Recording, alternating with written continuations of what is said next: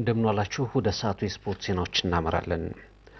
ለሶስተኛው የቻን ውድድር የማጣሪያ ጨዋታ በዝግጅት ላይ የሚገኘው የኢትዮጵያ ብሔራዊ ቡድን ለመልሱ ጨዋታ በነገው ዕለት ወደ ሩዋንዳ ይጓዛል። የብሔራዊ ቡድኑ አጠቃላይ ዝግጅትን በተመለከተ አጠቃላይ ጋዜጣዊ መግለጫ ዛሬ ምሽት 12:30 ላይ በኢንተርኮንቲኔንታል ሆቴል ይሰጣል። አሰልጣኝ ሰውነት ቢሻው ለሩዋንዳ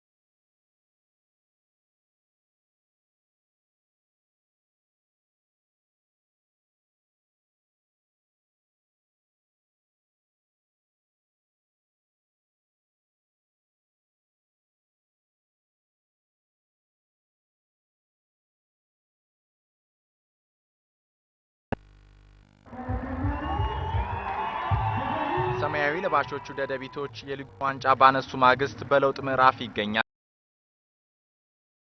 የክለቡ ወሳኝ ተሰላፊዎችን ለማቆየትም ጥረቱን ቀጥሏል።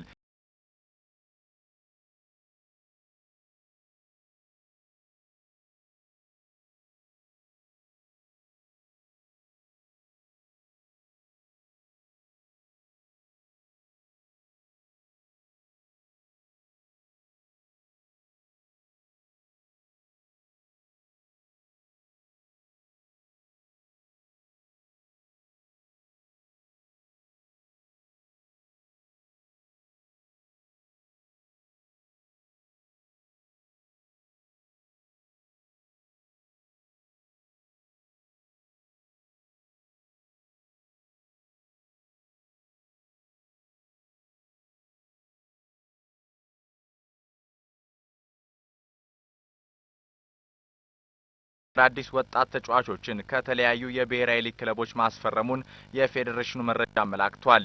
ኢትዮጵያ ቡና ከአሰልጣኝ ጸጋዬ ኪዳነ ማርያም ጋር እንዳልተለያየ ቢያስታውቅም አሰልጣኙ ግን ከክለቡ ጋር ባለመቻሉ እንደማይቆይ አስታውቋል። በዘንድሮው የሀገር ቤት የዝውውር ገበያ ቅዱስ ጊዮርጊስ ፈርጣማ ጡንቻውን እያሳየ ነው።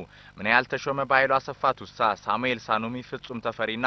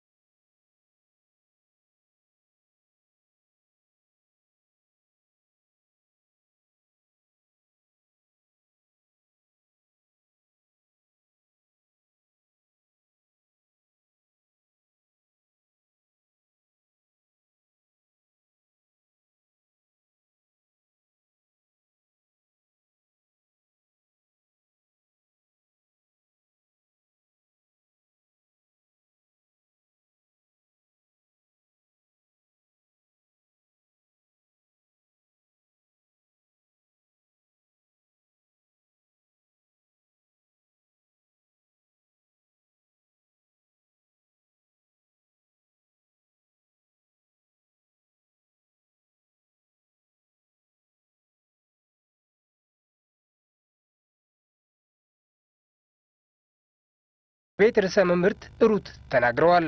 ቀደምት አባቶቻችን በኢትዮጵያ ቀርቶ ለአፍሪካ የማይረሳ የድል ታሪክ አስመዝግበዋል። በአድዋ ወጣቶች ደግሞ በሰላማዊ የስፖርት ትግል አሸናፊ መሆን ይፈልጋሉ። ግን አድዋ መሰረታዊ ችግር እንዳለባት ይጠቀሳል።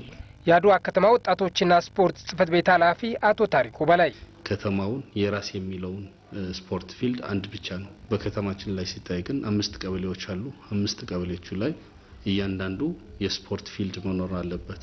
ስፖርት ሜዳ የለም። የከተማው ፕላን